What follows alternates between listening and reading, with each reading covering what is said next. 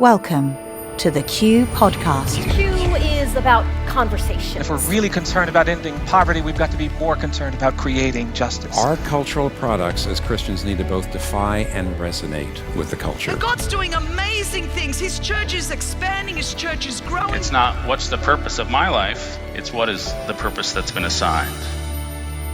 Stay curious, think well, advance good. This is Q.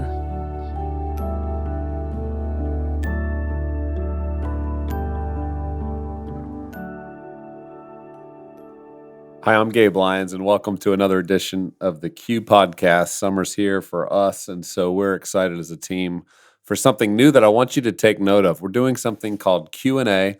It's our summer series. It's taking place online where you're going to actually get to hear, for the first time, we're going to release our top talks from Q 2018. And so the first talk is going to be a talk on reparations by Duke Kwon, and we're going to be interacting with Duke around this talk that stirred up a ton of conversation.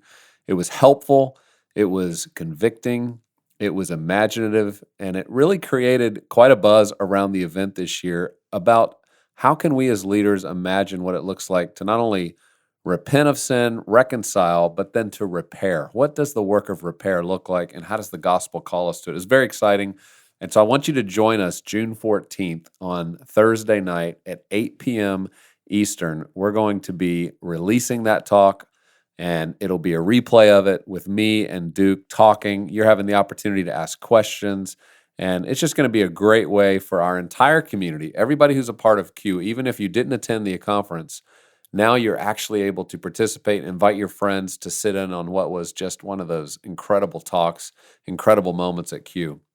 As we continue on with this podcast, the topic we're discussing kind of goes a little bit in alignment with the discussion we'll be having with Duke, and it's the idea of environmental justice and how do we map it? What does it look like for us to better see our cities and our communities and understand, are there real lines of demarcation of those who are the poor to those who might have wealth? What are the ways in which our cities have been designed? What are the ways in which some of our most toxic environmental sites are showing up in some of the poorest neighborhoods? Is this by coincidence or was this planned? And leading this conversation in this talk today is Dr. Rusty Pritchard. Rusty's been a longtime friend of Q, all the way back at the very beginning, in fact, in 2007 when we were launching the Q conference. We had a lot of conversations about how can we make sure our environmental impact of Q as an organization, as a conference, was as minimal as possible. And he helped us with that. He's a natural resource economist. He's a strategist and a strategic advisor for Tearfund, an organization that's doing great work to help overcome some of the worst effects of poverty and disasters. He's also a bird watcher. And I don't know how many of you are into bird watching. I'm seeing it's a trend that's been increasing where more and more people are taking interest in watching these little creatures and learning about them. I know myself, Rusty's been one of those guys who's helped me get involved in starting to appreciate bird watching and start keeping a life list. If you have no idea what I'm talking about, go look it up. But a fun enterprise. But in fact, it was a couple years ago, Rusty at one of our events told me he had spotted his 500th bird. So he'd finally seen his 500th species and was celebrating that because it had been many, many, many years of tracking birds. And so that's the kind of man who comes to us today who has a very intricate view of God's creation, of how things are meant to be, how they ought to be, but also has been able to recognize where we start to see that go off the rails, where we start to see human intervention get involved in ways that can actually lead to unjust behaviors, unjust systems, ways in which we create and model and map our societies that don't always benefit every human being. And of course, at Q, we want to understand this. We want to learn about how to help every human being flourish. And sometimes that means taking a close look at our cities, at our maps, at the lines that have been drawn and why. And so I invite you to just listen to this. If you want to watch this talk, you can go online to qideas.org. This week, it'll be on our homepage. In future weeks, just go back and search Rusty Pritchard and a talk called Mapping Environmental Justice, because he's going to give a couple slides that show maps and give you a real sense of how this takes place in cities. But let's listen in now to Rusty help us better understand the subject of environmental justice.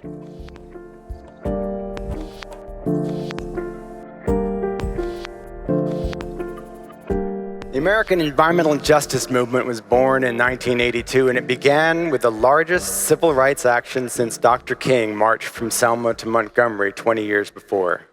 But it started like this. In the summer of 1978, near Raleigh, North Carolina, a guy named Buck Ward needed to get rid of some toxic waste. The EPA had just restricted the use of PCBs, polychlorinated biphenyls, a powerful and dangerous carcinogen that had been used to produce components for electrical utilities. Buck Ward's electrical company had a lot of it, and he ought to have paid for his stockpile to have been taken to a registered toxic waste facility, but instead, he had another idea, because that would have been expensive. Instead, he paid a business associate, Robert J. Burns, to make the chemicals disappear.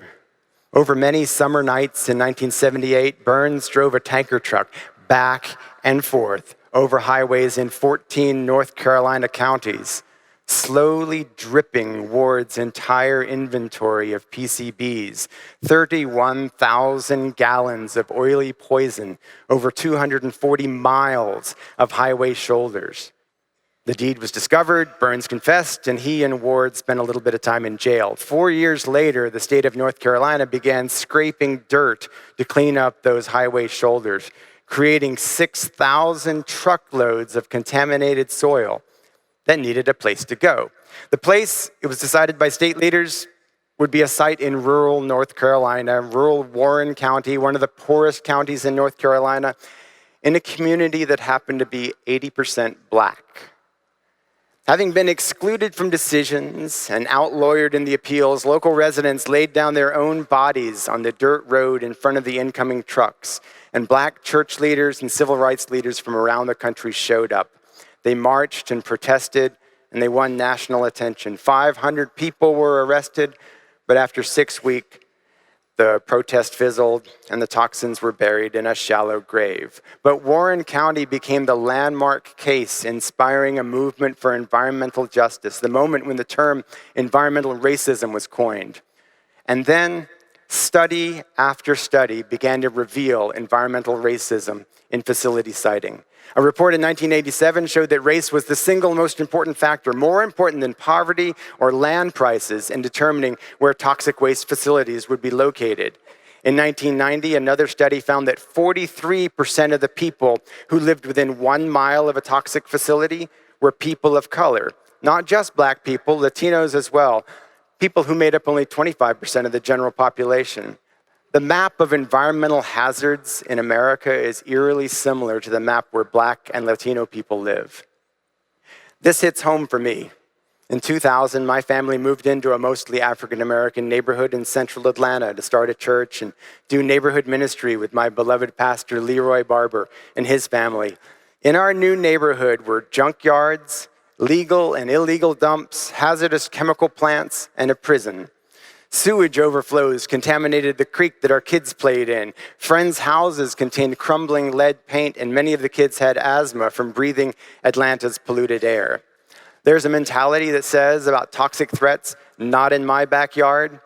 Leroy's perspective on that was, everything is in our backyard. I want to show you a slide that is a map of race in Atlanta. It's based on a really cool tool from the University of Virginia where each dot represents one individual from the census studies. Blue areas are majority white, green areas are African American, red are Asian neighborhoods, and orange Latino neighborhoods. There's not just one color line in Atlanta, but you see the historic line between white Atlanta and black Atlanta, from blue in the north and green in the south. So Leroy and I used the EPA's online mapping tool to find where toxic facilities were located on this map because, well, they don't always say toxic facility on the sign in the front. So if you put that slide up, we'll show you where those tend to be located. You can see them clustered in black neighborhoods, green, but you can also see clusters at the top right in Latino neighborhoods and Asian neighborhoods where it's orange and red. Do you see the lack of dots in this map of central Atlanta in the white neighborhoods? The blue areas? Children growing up in these neighborhoods feel the disparities in their bodies and they see it with their eyes. If you believe, as Romans 1:20 seems to say, that we're to take a lesson from creation to understand what God is like, I shudder to imagine what the lesson these kids take might be in the face of these inequalities. In both of these situations, Warren County and Atlanta, the causes of environmental harms are products or services that are consumed by people far away, and the harms seem to pile up on people who don't deserve them. In that situation, we naturally want to assign blame. But the people who consume the goods, whose production caused the wastes that impacted the people in our neighborhood and in Warren County, they were not enemies. They really didn't know that we existed. They didn't care whether we existed. They weren't doing anything deliberately wrong, and yet suffering in poor neighborhoods was a side effect. They might want to make it right if they knew about it, but our system prevents them from ever knowing what they'd done. That seems diabolical in the technical sense.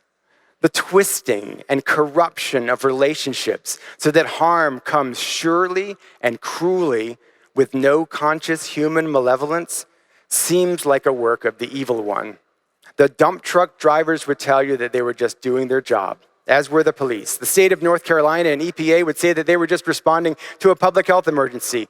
Buck Ward and Robert J. Burns, who sprayed the PCBs all over North Carolina, racist? I don't know. Dumb as a sack of hammers? Yeah.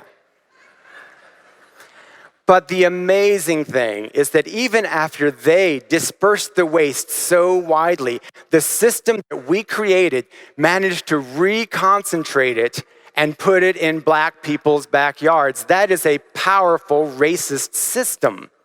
The lesson here is that you don't need individuals with malevolent racist hatred to end up with a racist result.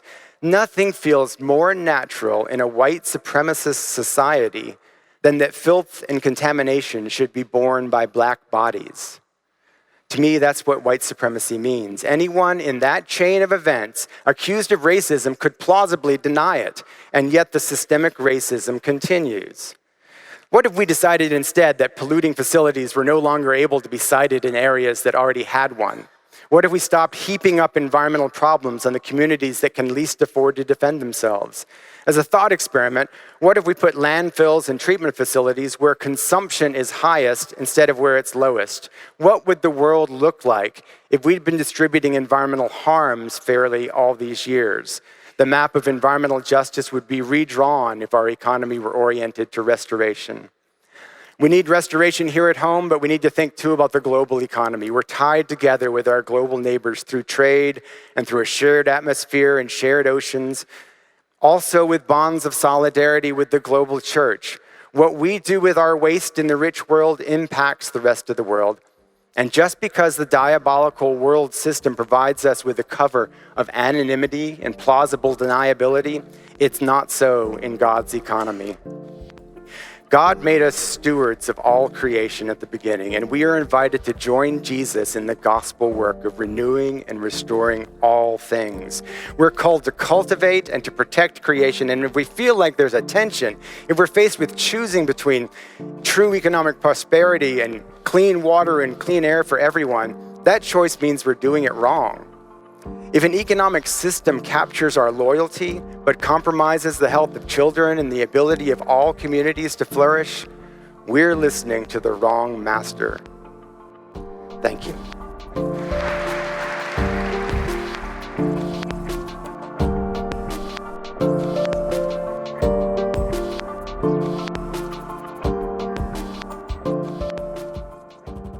I always love listening to people who've thought long and hard about these subjects and just help us all get a little bit smarter. I could have listened to Rusty longer. We could have looked at more maps. He really can do a deep dive into cities and locations. But I hope for now it just sparks your imagination to think a different way as you're driving through your city, through your communities, through your neighborhoods, to see the different industries that show up, to see the different places where those who maybe don't have as much influence or more of a voice are actually sometimes the ones receiving kind of the worst benefits of living in a total proximity that's not necessarily looking out for their best interest. Well, as we continue forward with Q, I want to invite you as well to consider how could you partner with us this fall, October 25th. It's kind of the biggest night of the year for Q, and we celebrate this where hundreds of locations, hundreds of leaders come together and say, we want to host our own evening talking about the injustices, the needs, the opportunities, and celebrate the wins that are taking place in our cities. Conversations like what we just heard from Rusty are incredibly impactful when they're happening on the local level, and you can actually address causes and concerns that are happening in your own neighborhood, in your own backyard. And so I want to invite you to consider hosting this, especially if you've been listening to Q Podcast, if you've come to the Q Conference, if you've watched any of our Q Talks online. We really believe this is the next step of action where we can't just listen and learn for ourselves, but we would do better to our communities. We would represent, I believe, what the gospel is calling us to do. If we would bring people together and say, let's learn together, let's work together, let's be part of the solution. And so on the evening of October 25th, a 2-hour event very much feels like a town hall event where it's a combination of presenters that we are broadcasting nationwide and globally, worldwide, combined with local talks where leaders like you actually select what are the talks my community needs to hear. And then you invite everybody out to be a part of this amazing evening. Tens of thousands of people participate. It's just a wonderful thing. And you can learn more about that at qcommons.com. And when you go there, look at what might be best for you. Maybe you should host it in your city. Maybe for some of you, it's a conversation you'd like to equip your people on in your church. And for the first time this year, we're going to actually allow people to host it in their home, where you can actually invite friends and neighbors over into your home to create and host a great conversation. The theme this year is called The Power of We, and it's designed to start to bring together all of us to see the power of us working together versus as individuals to try to solve problems. And so we hope that you'll join with us there. So check it out, qcommons.com, and until next time, we hope you have a wonderful week.